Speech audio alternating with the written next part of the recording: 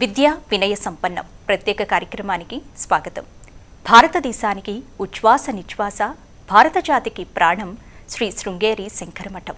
ఈ మఠానికి ఉత్తరాధికారి శ్రీ శ్రీ శ్రీ జగద్గురు విధుశేఖర భారతి మహాస్వామివారి జన్మదినోత్సవం సందర్భంగా ఆ స్వామివారి గురించి మనకెన్నో విషయాలు తెలియజేయడానికి వారే ఆదిశంకరాచార్య భక్త సమాజం వ్యవస్థాపకులు బ్రహ్మశ్రీ పసర్లపాటి బంగారయ్య శర్మ గారు. నమస్కారం గురుగారు.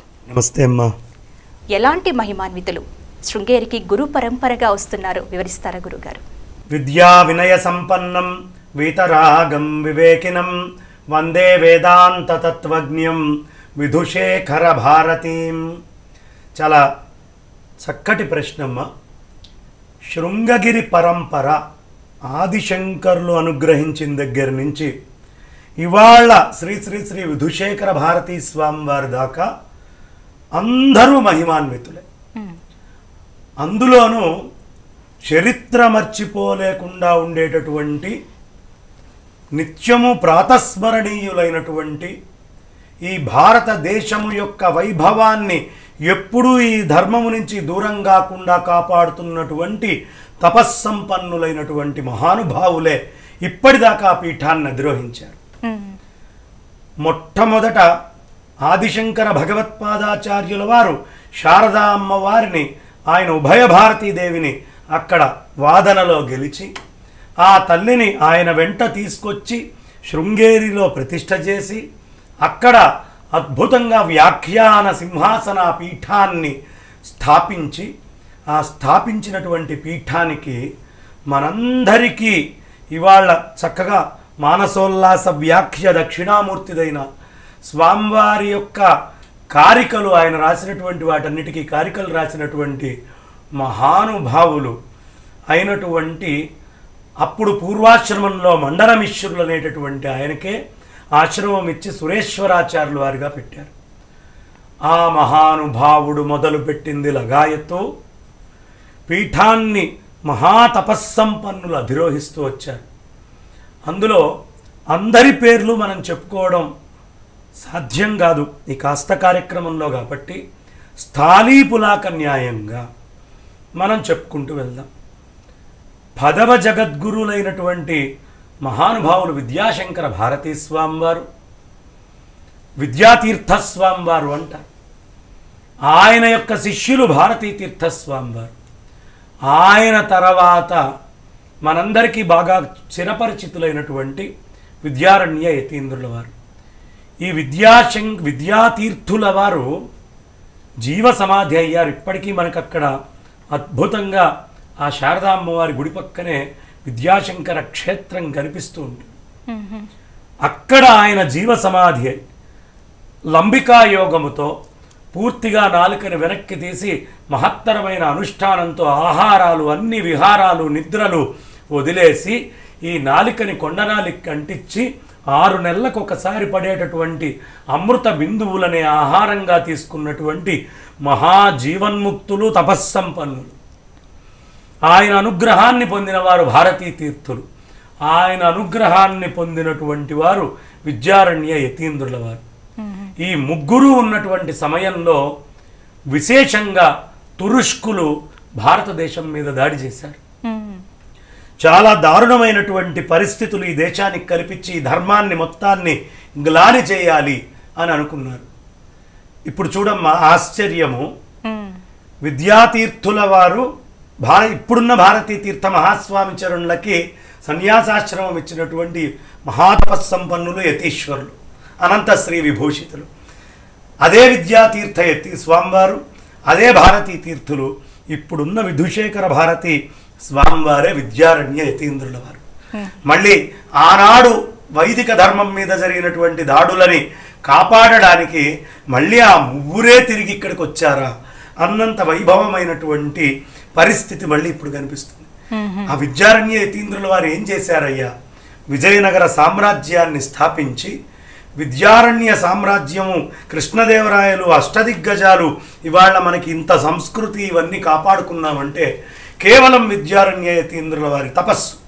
శ్రీరంగాన్ని, తిరుమలని, అన్ని గుళ్ళని మాలిక్ కఫూర్ వచ్చి దాడి చేసి అంతా పాడు చేస్తే ఆయన తపస్సుతో సంపదని భువనేశ్వరి ఆరాధన చేసి సంపదని సృజించి ఆ సంపదతో ఒక సామ్రాజ్యాన్ని స్థాపించి వైదిక ధర్మాన్ని కాపాడి చతుర్వేదాలకి ఇవాళ మనకి 4 వేదాలు చక్కగా అద్భుతంగా వేదవ్యాసుల వారు విభజించి మనకిచ్చారు. ఆ ఇచ్చినటువంటి వేదాన్ని విభజించినటువంటి వేదాన్ని అందులో ప్రధానమైన దశోపనిషత్తులు తీసుకొని ఆదిశంకర భగవత్పాదాచార్యులు వారు ఇస్తే ఈ పీఠానికి మళ్ళీ ప్రతి జగద్గురువుగా ఆ శంకరుల అంశే రావడంతో 12వ జగద్గురువులైన విద్యారణ్య స్వామి వారు ఇవాళ ప్రపంచానికి వేదం అర్థం అవుతోంది అంటే ఆ చతుర్వేద భాష్యకర్త అనే శ్రీని పొందినటువంటి విద్యారణ్య యతీంద్రుల వారు అద్భుతంగా మనందరికీ చతుర్వేద భాష్యాల్ని అందించారు.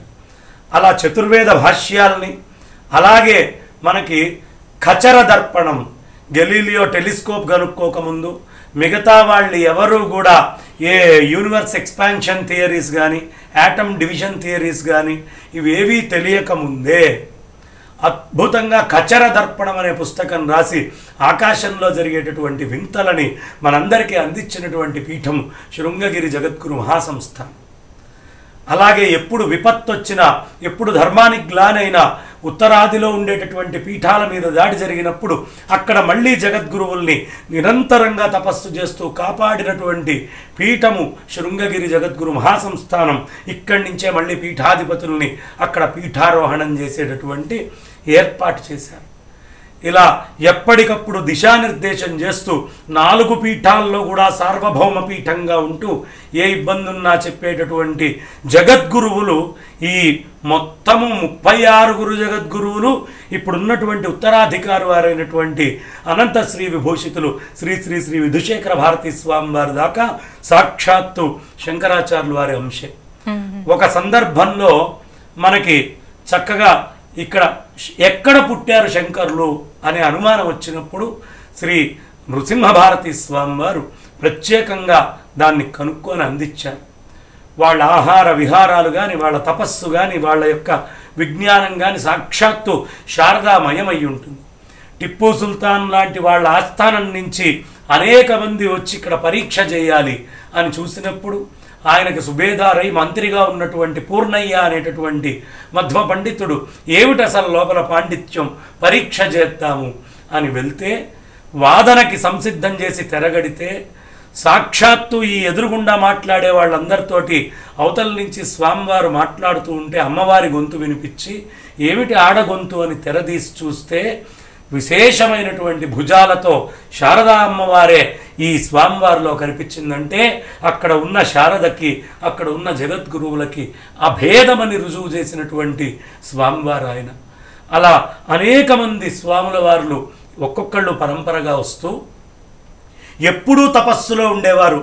చంద్రశేఖర భారతీ స్వామివారు చంద్రశేఖర భారతి అనే పేరు పెట్టడం ఇష్టము లేక వారి పరమ గురువుల్ని గుర్తు చేసుకోవాలని అనంత శ్రీ విభూషితులు భారతీ తీర్థ మహాస్వామి చరణులు వారి శిష్యుడిగా తీసుకున్నప్పుడు శ్రీ శ్రీ శ్రీ విధుశేఖర భారతీ స్వామి వారికి నామకరణం చేశారు.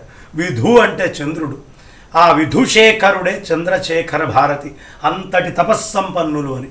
ఏమిటి చంద్రశేఖర భారతీ స్వామి వారి తపస్సు అంటే శరీరం అంతా శుష్కించి ఎముకలు మాత్రమే వచ్చేట్టుగా ఆహారం ఎప్పుడు తింటారో నిద్ర ఎప్పుడు పోతారో తెలియదు. అప్పుడున్న కలెక్టర్లు ప్రత్యేకంగా జాగ్రత్తగా తొంగి చూసేవారు.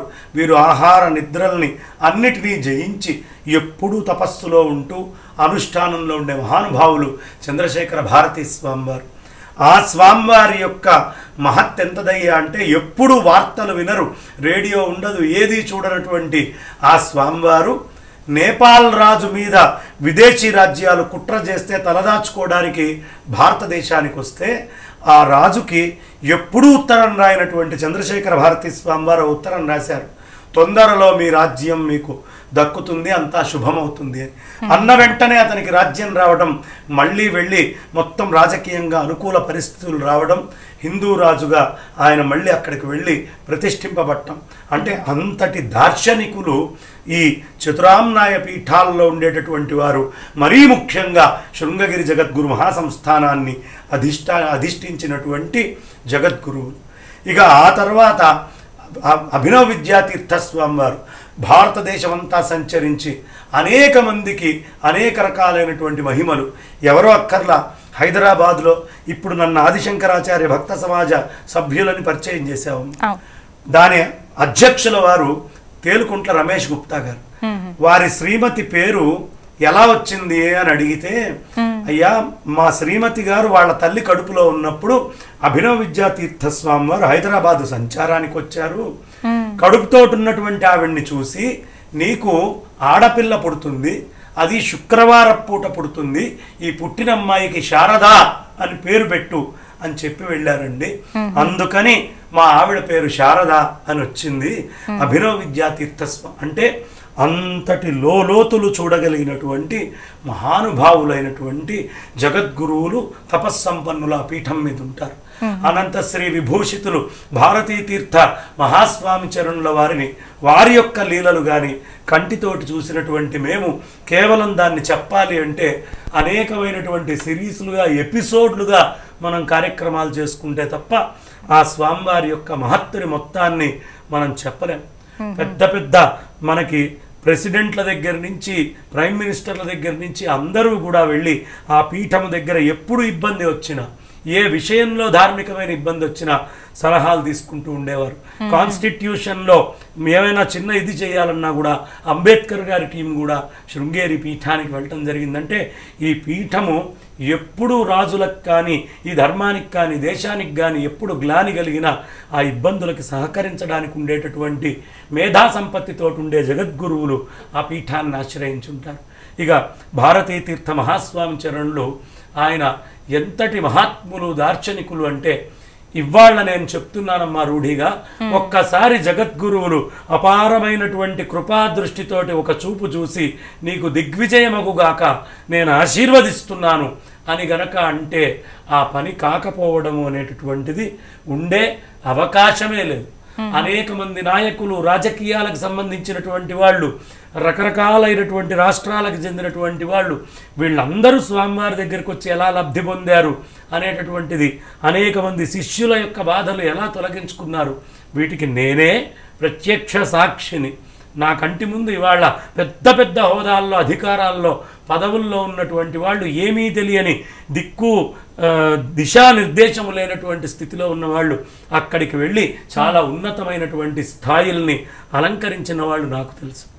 కాబట్టి అలాంటి జగద్గురువులు నిరంతర అంతర్ముఖులై ఎప్పుడూ బ్రహ్మ విద్యనే, బ్రహ్మమే వారవుతూ బ్రహ్మ ఉపాసన చేస్తూ బ్రహ్మ విద్యని శిష్యులకు, అర్హులైన శిష్యులకు అందిస్తూనే ఆర్తితోటి ఉండేటటువంటి శిష్యుల యొక్క ఆ ఆర్తిని తీర్చి వాళ్ళకి అవసరమైనటువంటి బోధన చేస్తూ, కర్మ, భక్తి, జ్ఞానము, యోగము ఎందులో ఏ విభాగములో సనాతన ధర్మంలో అనుమానం ఉన్నా తీర్చగలిగేటటువంటి జగద్గురువులే ఆ పీఠం మీద కూర్చొని ఉంటారు.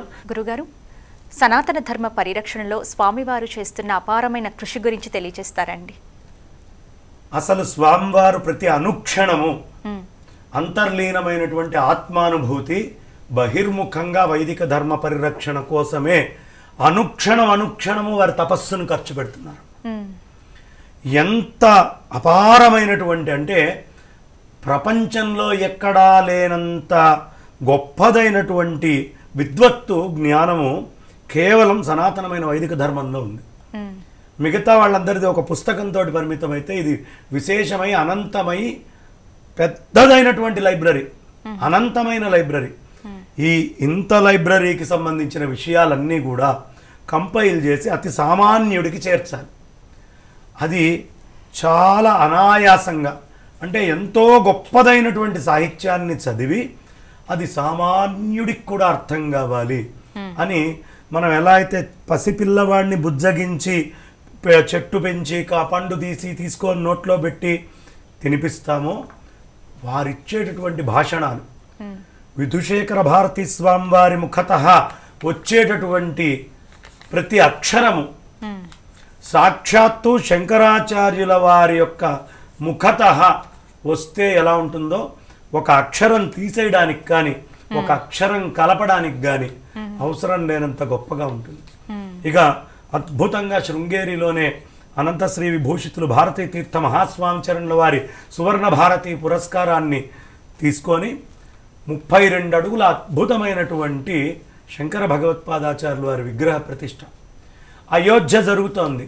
శంకుస్థాపన జరగాలి, ఇక్కడి నుంచి పండితుల్ని. అక్కడ అయోధ్యలో ప్రతిష్ఠ జరగాలి, ఇక్కడి నుంచి ఆసీక్ మంత్రాక్షతలు, ఇక్కడ ప్రత్యేకమైనటువంటి పూజలు. అంటే భారతదేశంలో విశ్వములో అన్ని చోట్ల ఎప్పటికప్పుడు మంచి జరగాలి అని శృంగగిరిని కేంద్రంగా చేసుకుంటూ విధుశేఖర భారతి మహాస్వామి చరణుల వారు అనేక దిక్కులలో ఈ ధర్మాన్ని వ్యాప్తి చేస్తున్నారు. పండితుల యొక్క సంరక్షణ చాలా విశేషంగా చేస్తున్నారు. దగ్గర కూర్చోబెట్టుకొని అత్యంత వాత్సల్యంతో అనేక మంది శిష్యుల్ని విద్వత్తులో తయారు చేస్తూ ఉన్నారు. ఈ రోజుకి అంత హడావిడిలో కూడా ఉంటూ అనేక మందికి పాఠాలు. ఇప్పుడు మనం చాలా గొప్పగా చెప్పుకునేటువంటి శతావధానులు అయినటువంటి శ్రీ లలితాదిత్య గారు, ఇటు సంస్కృతము అటు ఆంధ్రము రెండిట్లోనూ ఉన్నటువంటి అలాంటి వాళ్ళకి కూడా, అంటే వాళ్లే జ్ఞాపక శక్తిలో చాలా శారదామ్మవారి అనుగ్రహం ఉంటే తప్ప కుదరదు. అలాంటి వాళ్ళకి కూడా దిశానిర్దేశం చేస్తూ పాఠం చెప్పేటటువంటి జగద్గురువులు మాడుగుల నాగఫణి శర్మ గారైనా, బ్రహ్మశ్రీ మల్లాది చంద్రశేఖర శాస్త్రి గారైనా, సామవేదం వారైనా వాళ్ళందరూ కూడా ఎప్పటికప్పుడు, చాగంటి కోటేశ్వరరావు గారైనా ఎప్పటికప్పుడు జగద్గురువుల దగ్గర నుంచి అనుగ్రహాలు తీసుకొని మాలాంటి వాళ్ళమందరము బయట ఉపన్యాసాలు చెప్పడానికి కానీ ప్రవచనాలకు కానీ శక్తినిచ్చేది మాకు స్వామివారు.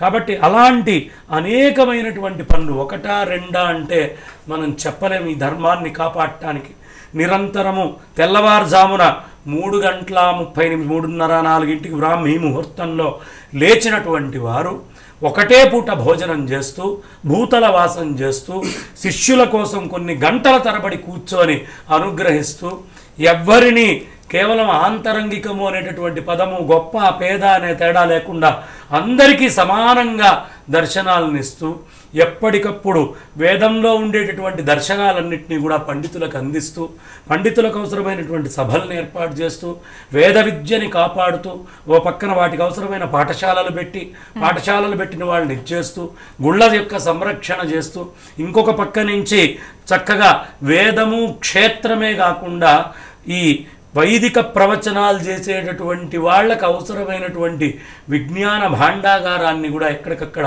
అందేట్టుగా చేస్తూ అనేక మందికి జీవనోపాధిని కలిగిస్తూ, ఆ చుట్టుపక్కల అనేక గ్రామాలని దత్తత తీసుకొని ముసలి వాళ్ళు అందరికీ కూడా భాజనాలు పంపిస్తూ, స్కూల్స్ వాటన్నిటికీ భోజనాలు పంపిస్తూ, ఒక్క సేవా కార్యక్రమం కాదు, అసలు శృంగేరి చేసే సేవా కార్యక్రమాలకు కూడా మనం సీరియల్ ఎపిసోడ్స్ చేయాలి. అలా విధుశేఖర భారతి మహాస్వామి చరణులు, అనంతశ్రీ విభూషితులు మాలాంటి వాళ్ళందరికీ ఎప్పటికప్పుడు శక్తినిస్తూ ఈ ధర్మ పరిరక్షణలో అనుగ్రహిస్తూ ఉండేటటువంటి మహానుభావులు. అది ఒక ముక్కలో చెప్పలేము. ఓ పక్కన సంచారాలు, ఎండని లెక్క చెయ్యరు, వానని లెక్క చెయ్యరు, వాతావరణాన్ని లెక్క చేయరు, కేవలం వాళ్ళ అనుష్ఠానం తపస్సు.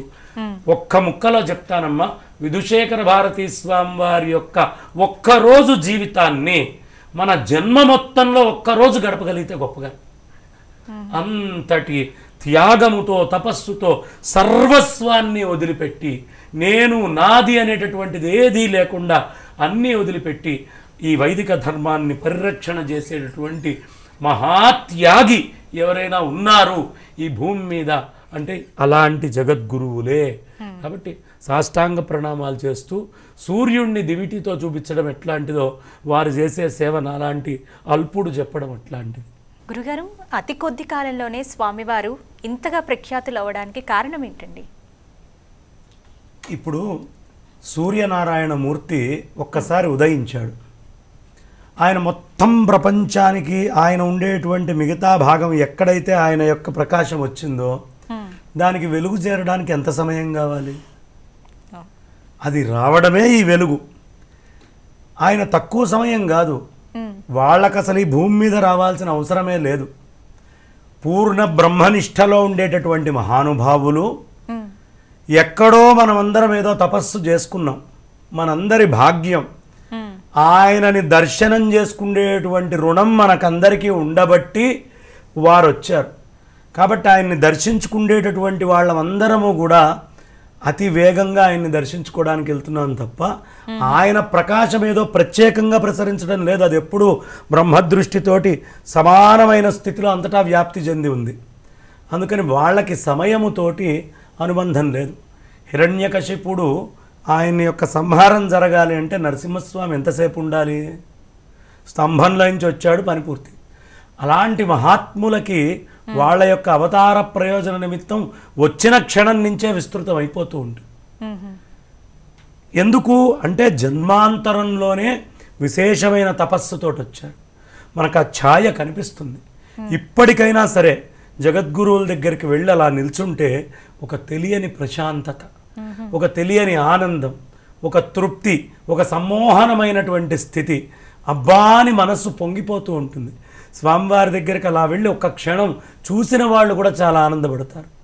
తిరుమలలో వెంకన్న దర్శనం చేసుకున్నప్పుడు మనస్సుకి ఎలాంటి ఆనందము స్థితి కలుగుతుందో, జగద్గురువుల దర్శనానికి వెళ్ళి ఒక్క క్షణం వారిని చూసినప్పుడు కూడా అంతే మనస్సు ఒక్కసారి ఆనందానికి గురవుతుంది. కారణం వారి లోపల విద్య, శృతి, స్మృతి, పురాణాలు, ఇతరమైనటువంటి సమస్తమైనటువంటి ధర్మశాస్త్ర గ్రంథాలు అన్నీ కూడా తర్క, వ్యాకరణ, న్యాయ, వేదాంత, మీమాంసాది శాస్త్రాలతో సరస్వతి అమ్మవారు ఆ ఉపాధిలో కూర్చొని కూర్చొని అక్కడితోటే లేదు. అంత జ్ఞానం ఉన్నటువంటి వాళ్ళకి సామాన్యంగా చాలా అహంకారం ఉంటుంది. విశేషమైనటువంటి వినయం, గురుభక్తి ఎలా ఉండాలి అంటే అనంత శ్రీ విభూషితులు శ్రీ శ్రీ శ్రీ విధుశేఖర భారతీ స్వామివారిని చూసి వాళ్ళ గురువుగారి పట్ల కానీ ఆ అమ్మవారు దేవతల పట్ల కానీ అంత జ్ఞానమై సమానమైనటువంటి వారు కూడా వినయంగా వారి దగ్గర ఎలా మెదులుతూ ఉన్నారు. విద్యా వినయ సంపన్నం. కాబట్టి ఒక్క విద్యా వినయమే కాదమ్మా, ఎందుకంత ప్రకాశం? వీతరాగం. రాగము అనేటటువంటి దాని నుంచి పూర్వాశ్రమంలో వారి యొక్క పెద్దనాన్నగారు వీరు, పూర్వాశ్రమంలో తండ్రి గారు వస్తారు, పూర్వాశ్రమంలో బాబాయిలు వస్తారు, బంధువులు వస్తారు, మిత్రులు వస్తారు. వాళ్ళ మీద వారి యొక్క దృష్టి ఎలా ఉంటుందో అతి సామాన్యులమై ఏ విధమైన ఇది లేకుండా వెళ్ళేటటువంటి మనలాంటి వాళ్ళ మీద కూడా దృష్టిలో మార్పు ఉండదు. ఒకటే దృష్టి ఉంటుంది. కారణం రాగము లేదు వాళ్ళకి. వీతరాగం, రాగాన్ని వదిలిపెట్టేశారు. కాబట్టి రాగాన్ని వదిలిపెట్టిన వాళ్ళు విశ్వానికి అతి శీఘ్రముగా వ్యాప్తి చెందుతారు. ఒక్క వీతరాగమేనా? వివేకినం. వచ్చినటువంటి భక్తుడికి ఏం కావాలి, ఇతనికి మనం ఏమి ఇవ్వాలి, ఇతను ధరింపబడాలంటే ఏం చేయాలి అని తెలియాలి. ధర్మశాస్త్రం చెప్పినటువంటి విషయాలన్నీ తెలియాలి. అందులో ఆ విషయాన్ని వీడికి అర్థమయ్యేట్టుగా ఎలా అందించాలో తెలియాలి. వివేకినం. అందుకే విద్యా వినయ సంపన్నం వీతరాగం వివేకినం వందే వేదాంత తత్వజ్ఞం. వేదాంతము అంటే ఓ శ్రీశుకుల వారు, ఓ వ్యాసుల వారు, ఓ ఆదిశంకర భగవత్పాదాచార్యుల వారు, ఓ శ్రీమన్నారాయణుడు, ఓ వశిష్ఠుడు, ఓ బ్రహ్మదేవుడు, వాళ్ళందరూ ఏ స్థితిలో ఉన్నారో అలాంటి వేదాంతాన్ని తత్వం అనేటటువంటి పరిపూర్ణమైనటువంటి జ్ఞానం కలిగినటువంటి మహానుభావులు కాబట్టి వందే వేదాంత తత్వజ్ఞం. ఎవరయ్యా? విధుశేఖర భారతి. విధు అంటే ఆ అమ్మవారి యొక్క విద్యని మొత్తాన్ని చంద్ర విద్య అంటారు. ఆ పరమాత్మ సామాన్యమైన పరమాత్మగా లేడు. శక్తిమయమైనటువంటి చంద్ర విద్యనంతా ఆయనలో పెట్టుకొని ఆయనే శ్రీచక్రంగా భాసిస్తూ కూర్చొని ఉన్నారు. కాబట్టి అలాంటి ఆ శ్రీ విద్యని మొత్తాన్ని అందరికీ భాసింపజేస్తున్నారు. కాబట్టి ఆ బిందువు యందు ఐక్యమైనటువంటి స్థితిలో ఉన్నారు. కాబట్టి వారు తత్క్షణమే ప్రకాశమానమై ఈ మొత్తము ఈరోజు మహామహా పండితులకు అనుమానం వస్తే కూడా 32వ సంవత్సరము ఇప్పటికి ఆదిశంకర భగవత్పాదాచార్యుల వారి వయస్సెంతో పూర్ణ ఆదిశంకర భగవత్పాదాచార్యుల వారిని ఇవాళ చూడాలి అంటే విధుశేఖర భారతీ సన్నిధానం వారి దగ్గరికి వెళ్ళి ఆ స్వామివారి యొక్క చరణార విందాల్ని ఒక్కసారి చూసి నమస్కరిస్తే ఆదిశంకర భగవత్పాదాచార్యుల వారు అవతార ప్రయోజనం మొత్తం పూర్తి చేసినటువంటి ఫలం ఏదైతే ఉందో, అవతార ప్రయోజనాన్ని చూపించిన ఆదిశంకరుణ్ణి చూడాలి అంటే ఇవాళ విధుశేఖర భారతీ స్వామి వారి యొక్క పదపద్మాల్ని దర్శిస్తే చాలు. కాబట్టే అంత శంకర స్వరూపంగా వారు మన ముందు వచ్చి ఈ సంవత్సరం అసలు జగద్గురువుల్ని చూసి నేర్చుకోవాలి. సువర్ణ భారతి అని వారి గురువు గారి యొక్క ఆ వర్ధంతి ఉత్సవాలు ఏవైతే ఉన్నాయో, 50 సంవత్సరాలు వారు పీఠారోహణం చేసినటువంటి ఉత్సవాలు ఏవైతే ఉన్నాయో, అత్యంత విశేషమైనటువంటి శ్రద్ధతో అంతటా దేశములో ఉండే నలుమూలల విదేశాలలో కూడా చాలా విశేషంగా శృంగగిరి నుంచి తీసి అడుగు బయట పెట్టకుండా ఎంతో ఆర్గనైజ్డ్గా ఓ కార్యక్రమాన్ని ఇలా నిర్వహించాలా అని తెలిసేంత వైభవంగా ప్రకాశమానమై ఆయన నిర్వహిస్తున్నారు. అందుకే ప్రపంచమంతా కూడా ఇవాళ హిందూ ధర్మాన్ని కాపాడాలి అంటే ఎవరయ్యా, ఏ దారి విధుశేఖర భారతీ స్వామి వారి పదపద్మాల దగ్గరికి చేరుస్తుందో ఆ దారిలో నడవాలి అని ప్రపంచం అనుకుంటోంది. అది విధుశేఖర భారతి మహాస్వామి చరణుల యొక్క గొప్పతనం. చాలా చక్కగా వివరించారు గురుగారు. శ్రీ శ్రీ శ్రీ జగద్గురు విధుశేఖర భారతీ స్వామివారి జన్మదినోత్సవం సందర్భంగా స్వామివారి గురించి ఈనాటి విద్యా వినయ సంపన్న ప్రత్యేక కార్యక్రమంలో ఇప్పటి వరకు తెలుసుకున్నాం కదా. తిరిగి మరొక ప్రత్యేక కార్యక్రమంలో మళ్ళీ కలుసుకుందాం. నమస్కారం.